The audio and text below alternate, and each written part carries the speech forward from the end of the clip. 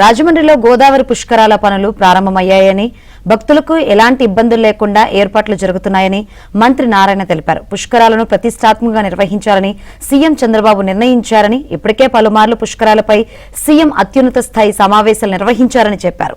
గోదావరి పుష్కరాలకు కేంద్రం నుంచి కూడా నిధులు తీసుకొస్తామని మంత్రి నారాయణ తెలిపారు.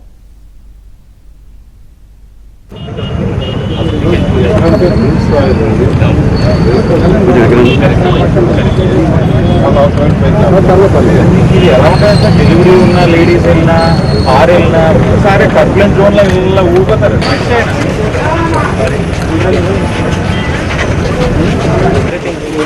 టీమ్ లాగా ఫామ్ అయ్యారు. ఎన్జిఓస్ కూడా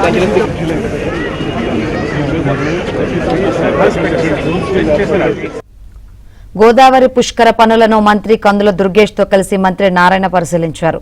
అనంతరం అధికారులతో సమావేశమై ఏర్పాట్లపై దిశానిర్దేశం చేశారు. ఘాట్ల అభివృద్ధి పనులు వేగంగా జరుగుతున్నాయని, పుష్కరాలను ప్రతిష్టాత్మకంగా నిర్వహిస్తామని మంత్రి నారాయణ తెలిపారు.